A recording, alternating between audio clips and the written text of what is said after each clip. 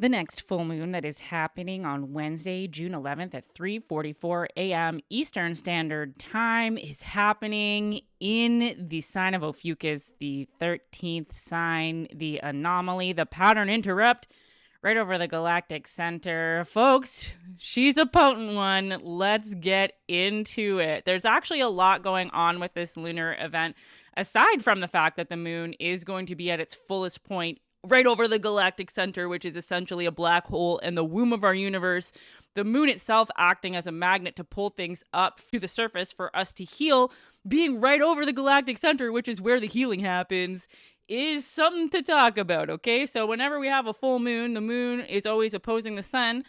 So there's tension between the moon at its fullest point in the lunar cycle, the most energetic point of the cycle, and the sun in Taurus. So we have this like earthy, grounded energy counterbalancing the ether. We also have a lot of interaction between the planets. So let's start off with Pluto in retrograde, squaring Venus newly into Aries. Okay, so this is going to bring some tension. So squares are always tension between your personal values. So this is Aries, Venus, valuing yourself and your self-concept and your personal values, and deep philosophical cultural transformation. Pluto in Capricorn is really the dismantling of the patriarchy, okay? This is also like a push-pull between the masculine and the feminine. Actually, Venus in Aries really is the masculine and the feminine coming together as one in equal parts. So this is going to be pushing up against the pervasive notion of the masculine doing hustle culture energy that we've been living under for centuries, right? We're moving away from that over the next 18 years. As Pluto moves through Capricorn, we're going to be seeing the dismantling of the oppressive structures, the hustle and grind, external locus of control. So we're going to feel this kind of tension with this lunar event. And again, I want to remind you that everything I'm mentioning here could be brought up as a trigger or an activation during this time, specifically with the intention of you being aware of this shit so that you cannot react to it in the first person victim perpetrator butthurtness of it, but rather see it as something that needs to be let go of. Don't give your attention to it. Send that shit literally to the moon. That is what it's here to do for us. It pulls things through the surface. During a full moon, you can send your intentions to it, release your karmic baggage, and become lighter. Okay, now this also is going to be giving, Pluto in Capricorn is also giving supportive energy to this really important conjunction that has been going on and will be going on for some time, because these are both slow movers over here. Saturn and Neptune conjunct in Pisces. Okay, so this again is that breakdown of old beliefs and illusions, societal norms with Pluto, but also this kind of push-pull between the masculine and the feminine when it comes to your spirituality, like taking your spirituality more seriously, bringing devotion into your daily practice, building structures to help you live a more magical life, and really moving from just the disembodied feminine and like idealism and kind of like rose-colored glasses that can come with Neptune in Pisces, and bringing that down to earth with some systems and structures to support you in your more magical existence. Now, this conjunction here is also opposing Jupiter, which is pretty close. I would call this a conjunction. They're like 4 or 5 degrees away here. So Mercury and Jupiter both freshly in Gemini. So the expansion of knowledge, being curious. Mercury's super confident in Gemini. It's the ruler of this sign. And Jupiter is just newly into this energy. So we're going to have about a year of it transiting this curiosity about different perspectives. So remember, what you think influences your beliefs and how you behave, and that ultimately is what creates your reality. So we're going to have a period of time over the next year of really expanding your horizons as far as your belief structures, opening yourself up to seeing the world differently. And by doing that, then you can be differently, and then you're able to curate a different reality. So you may be finding yourself with the tension here between these two aspects, bumping up against limiting beliefs, or finding yourself, like if you're new to this channel and you're like, wait, what is this? This is an example of a new paradigm, okay? Looking at the lies and the misconceptions that we've been given with tropical astrology and opening yourself up to a new paradigm, connecting yourself to the visible sky. This is a great example, but there's so many more, right? Like we get caught in this rigid thinking a lot of times, especially as human beings operating under the illusion of separation and using the mind primarily. So remember, be open. And the best way to be open is to get your body to calm down, okay? When there is a full moon event, we do have this kind of like nervous energy sometimes, or like tension in the body. So like honestly, this is a great full moon to be doing somatic rituals, grounding yourself, ecstatic dance, things like that. But before I get into the action items, let's get back to all of the action, because there's a lot of interaction going on between the planets during this lunar event. Okay, so not pictured on here because this system doesn't do aspects between Chiron on the free chart generator for some reason, but we also have a grand trine, okay? So we would have a trine energy between Mars and Chiron trining with the moon, okay? So this Chiron in Pisces is the healing of wounds around your femininity, spirituality, the unseen.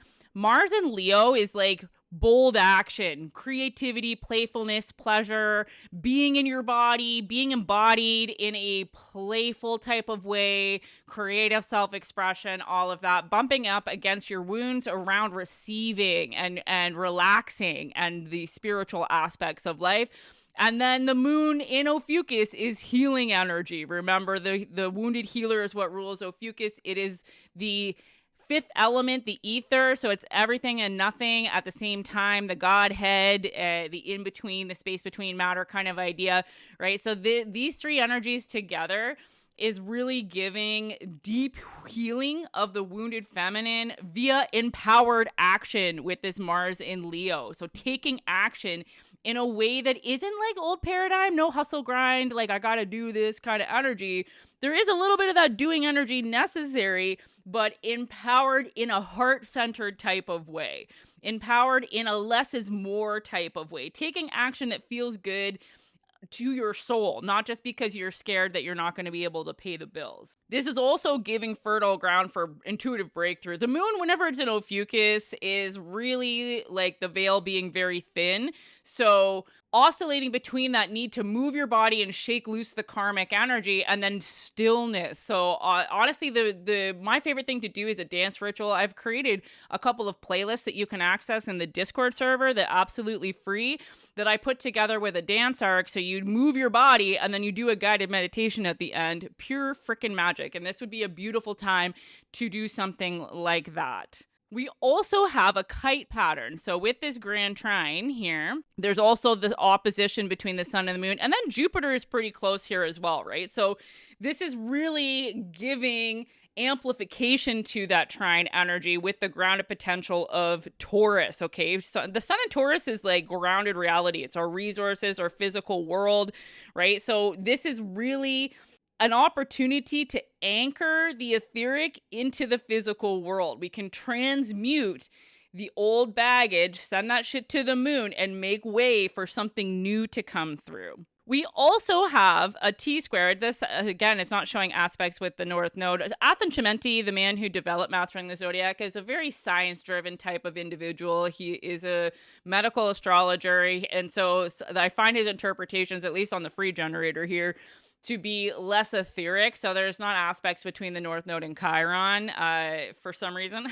But there would be also a T-square. So the North Node is also squaring the sun and the moon. The North Node is our destiny, and it's in the last little bit of Pisces before it moves. The nodes move backwards. So the nodes, if you're not familiar, the nodes of fate are the path where the lunar path crosses the solar path or the line of the ecliptic, and it moves backwards. It precesses through the zodiac, okay? So the North Node in Pisces is a destiny for the collective of deeper spirituality and intangibility and the feminine receptive energy, moving as a collective more towards the valuing of that feminine, receptive, expansive energy, because we've been in the hustle and grind and masculine energy for too long. And it's not to say that masculine doing energy is bad, but it's been imbalanced. So we're rebalancing ourselves back into that feminine essence of the receptivity and the valuing of that. And this square is really a turning point, okay? Karmic choices between doing and receiving, less is more. Push and pull between safety and security. Okay, so safety, security with the sun in Taurus, death and rebirth with the moon in Ophiuchus, and then the spiritual destiny with the North Node here in Pisces. Okay, so this is a really interesting turning point, honestly. It's giving death and rebirth, like full-on initiation. Ophiuchus here is really inviting you into the energy of the underworld to retrieve what's been lost, what's hidden, what's underneath, shed those old skins. The combination here again with Jupiter also within that kite kind of formation is the expansion of your perspective. Open yourself up to downloads and intangibility. Build some structures based on your heart-centered way of being, and make way for a new reality. Honestly, this is a potent one. And it's interesting because I'm actually just packing up today to head to a women's festival that I'm teaching at. It's going to be 3 days of women gathering, empowering us to embrace the feminine aspect, the receptivity. And it's just before this really potent moon. I'm actually talking about Ophiuchus. That's what I'm presenting on. So it's really curious timing that there's an Ophiuchus full moon like 2 days after the festival. So as far as action items, again, I would really recommend some grounding. This Taurus energy, the push-pull between the etheric and the physical is going to be really evident with this event. So somatic dance, again, like I said, there's a couple playlists you can access in the Discord server, connecting also with people on a similar path to share vulnerability, connecting with others who share a similar paradigm to you, opening yourself up to different paradigms, because we are omnitheist in the Bright Light Collective. You don't have to believe anything that anybody else does. You just have to believe in yourself, and connecting with others who are operating from that paradigm is one of the most empowering things you can do. So check out the information in either my bio if you're watching this on TikTok, or the comments, the information in the comments on YouTube here. You can also send me a DM for more information as far as that's concerned. The Discord community is absolutely free. I do have opportunities to upgrade into my inner circle. You get more in one-on-one time with me, and I have an ebook and a course running soon on True Sidereal as well. But I gotta digress back to the action items, okay? So ground the nervous system, breath work, somatic movement, literally touching the earth. Also, this is a good time with this energy with Venus pushing up against Pluto here to revisit your values. Like, what really is important to you? What is going to lead to you having a more fulfilled life? How can you be more heart-centered? How can you be more relaxed? How can you receive more? How can you open yourself up to receive? As always with the full moon, it's a great time to release, with the moon being at its fullest point. And Ophiuchus is going to bring up emotional toxins to purge. Okay, again, right over the galactic center, the death and rebirth portal. Very potent energy for the moon to be sitting in with this at this phase of the lunar cycle. So don't be surprised if things come up to trigger you. Okay, triggers are your treasures, remember. And when you're activated in that sort of way, it is a gift in order for you to become aware of that, because anything that's bumping around in your etheric, like causal, emotional bodies is influencing your behavior. So this is a great time to go within and become aware of that, so you can let that shit go and be operating from a more neutral or clear standpoint. At this time, I would also recommend unplugging from anything external. Like, this Mercurian focus with the mind can lead to wanting to look outside of yourself, or analysis paralysis, getting stuck in the mental aspects of our reality. And we want to override that. We do need the mind sometimes, but we want to sink into the body as much as possible. And that is exactly what I'm doing here with the Bright Light Collective as well. It is not a space for intellectualization, although I will be providing a lot of information. Astrology is just the first thing I'm focusing on. I'm going to be teaching a bunch of different topics.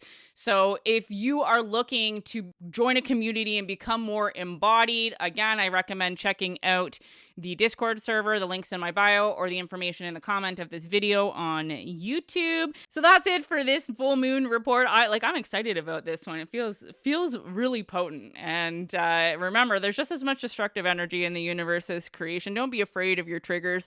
Let that shit go. Literally send it to the moon. And yeah, if you're still listening to this, thanks for supporting me with your ears and eyes and hearts. And I will see you in the next one.